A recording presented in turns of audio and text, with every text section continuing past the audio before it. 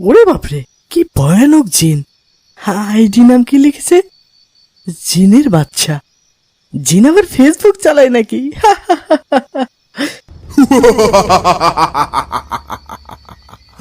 তুই আমাদের নিয়ে মস্করা করিস, জিনের বাদশাকে নিয়ে মস্করা করিস?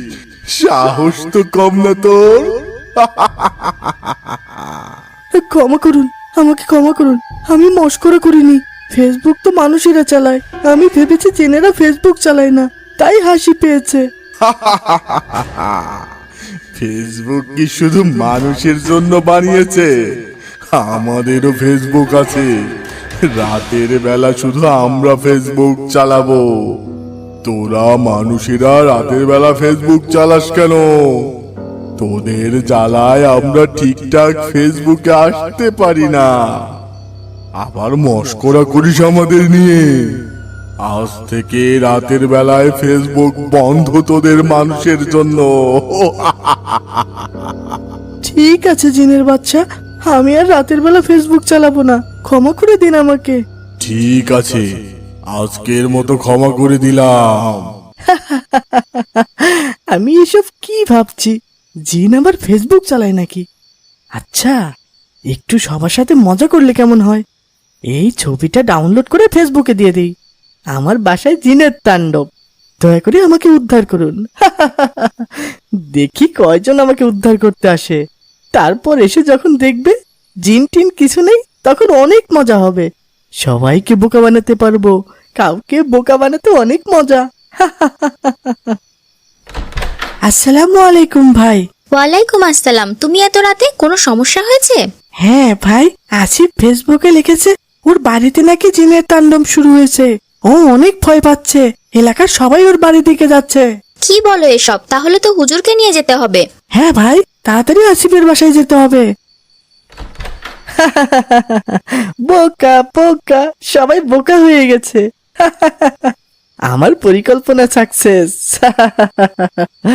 মানে কি? কি বলছো এসব? তোমাকে জিনে আছর করেনি? আমি তো মজা করেছি। এটা কেমন কথা? তোমার বিপদ দেখে আমরা সবাই এত রাতে ঘুম ভেঙে ছুটে আসলাম, আর তুমি বলছো মজা করেছো? কাজটা কি ঠিক হয়েছে বাবা? আপনারা এসেছেন কেন? আমি কি জোর করে আপনাদের নিয়ে এসেছি? এটাই তো মজা। ফেসবুকে দেখে এত মানুষ বোকা হবে বুঝতেই পারিনি। এটা মোটেও ঠিক হয়নি বাবা। তুমি আমাদের শুধু শুধু হেনস্থা করলে, এত রাতে এভাবে ধোকা দিলে। ব্যাপারটা অন্যায় করেছো। এখন যে ঘুমিয়ে পড়ুন সবাই, আমার অনেক ঘুম পাচ্ছে। আজ দারুণ একটা ঘুম হবে। ভাই আবু বকর, কত রাতে আসিফ এটা কি করলো? আসিফ যেটা করেছে এটা এক ধরনের ধোকা দেওয়া। ও হয়তো সাময়িক মজা পেয়েছে, কিন্তু ওর কারণে সবাই কষ্ট পেয়েছে, সবাই ধোকা খেয়েছে। আসসালামু আলাইকুম ভাই, কেমন আছো? ওয়ালাইকুম আসসালাম, আলহামদুলিল্লাহ। ভাই চলো মাঠে ফুটবল খেলতে যাই। তোমরা যাও, আমি ফোনেই গেম খেলছি। ফোনে গেম খেললে কি আর আমাদের শারীরিক ব্যায়াম হবে ভাই? যাও তো, ডিস্টার্ব করো না, আমি ফোনেই খেলবো। তুমি আমার সাথে এভাবে কেন কথা বলছো? ধমক কেন দিচ্ছ ভাই? আরে ভাই, দেখছো না আমি গেম খেলছি? ঝামেলা করো কেন? যাও বলছি। ঠিক আছে যাচ্ছি। আসসালামু আলাইকুম। ভাই আসিফ, তুমি এখনো গেম খেলছো? নামাজে যাবে না ভাই? মাগরিবের আজান হচ্ছে তো। তোমরা যাও, খেলার এখন টান টান উত্তেজনা চলছে। এখন নামাজে যাওয়া যাবে না। তুমি গেম খেলার জন্য নামাজ মিস করবে? কি বলছো? নামাজ তো ফরজ ইবাদত ভাই। আরে ভাই, বকর বকর বাদ দিয়ে নিজেরা নামাজে যাচ্ছ না কেন? যাও তো ভাই, আমি গেম খেলা রেখে নামাজে যাব না এখন। ভাই তুমি ভুল করছো, কিন্তু নামাজ বাদ দেওয়া মোটে উচিত হবে না। আল্লাহ তাআলা নামাজ ত্যাগকারীকে দুনিয়ার জীবনের সব কাজের বরকত থেকে বঞ্চিত করেন। রাসূল সাল্লাল্লাহু আলাইহি ওয়াসাল্লাম বলেন, যে ব্যক্তি ইচ্ছাকৃতভাবে নামাজ ছেড়ে দিল তবে সে কুফরি করলো। ধুরু, তোমার বকর বকরের জন্য হেরে গেলাম। বললাম চলে যাও, একটা কথা শুনলে না তুমি। তোমার জন্য সত্যিই আমার আফসোস হচ্ছে ভাই। মোবাইল ফোন পেয়ে তুমি দিন দিন কেমন জানি হয়ে যাচ্ছ। ফরজ নামাজটাও ত্যাগ করছো ভাই, আফসোস লাগে। খুব ভালো লাগছে, আজ স্কুল ছুটি হয়ে গেল, সামার ভ্যাকেশন শুরু। হ্যাঁ ভাই, পুরো 7 দিনের ছুটি। এই ছুটিতে আমি তো আমার মামার বাড়ি চলে যাব। অনেক মজা হবে। মামার বাড়ি মধুর হাড়ি। আমিও ভেবেছি কোথাও ঘুরতে যাব। এতদিনের ছুটি তো আর পাবো না। কি ব্যাপার, আসিফ কোথায়? ও তো প্রতিদিন আমাদের সাথেই বাসায় যায়। সেটাই তো, আজ কোথায় গেল? নিশ্চয়ই ছুটি পেয়ে ওর সব গেম খেলা বন্ধুত্বের সাথে গেম খেলছে। চলো ওকে ডেকে নিয়ে বাসায় যাই। থাক ভাই, ও আমাকে দেখলে এখন বিরক্ত হয়। খেলা শেষ হলে একা একাই চলে আসবে। তুমি খেয়াল করেছো কিনা জানি না, ও ফোন কেনার পর থেকে আর আমাদের সাথে তেমন মিশতে চায় না, খেলতে ডাকলেও অনেক রাগ করে। হ্যাঁ ভাই, সেটাই। থাক, ওকে বিরক্ত না করি। আসসালামু আলাইকুম খালাম্মা। ওয়ালাইকুম আসসালাম। আসিফ কি তোমাদের বাসায় এসেছে বাবা? গতকাল দুপুরের পর বাড়ি আসেনি আর। কি বলছেন খালাম্মা, আশেপাশে খুঁজে দেখেছেন? হ্যাঁ বাবা, আমি আর ওর বাবা মিলে গতকাল থেকে খুঁজছি, কোথাও পাচ্ছি না ওকে। ভেবেছি স্কুল ছুটি হয়েছে, হয়তো ওর মামার বাড়িতে ঘুরতে গেছে না বলে, কিন্তু ওখানেও কল দিয়ে শুনলাম ও যায়নি। পুরো একটা রাত কেটে গেল, কোথাও পাচ্ছি না আসিফকে। তাহলে কি ও সত্যি সত্যি স্ট্যাটাসটা দিয়েছিল? কিসের স্ট্যাটাস, কি বলছো বাবা? আসলে গতকাল মাগরিবের নামাজ পড়তে যাচ্ছিলাম তখন আবু বকর ভাই, আবু বকর দাঁড়াও।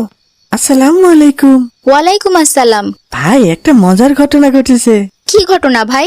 তোমার বন্ধু আসিফ তো আবার ফেসবুকে স্ট্যাটাস দিয়েছে, আবার আমাদেরকে বোকা বানাতে চায়। কেউ আর ওর স্ট্যাটাস বিশ্বাস করছে না, সবাই হাসাহাসি করছে। কি স্ট্যাটাস দিয়েছে? ফেসবুকে লিখেছে, আমি স্কুলের টয়লেটে আটকা পড়েছি, আমাকে উদ্ধার করুন।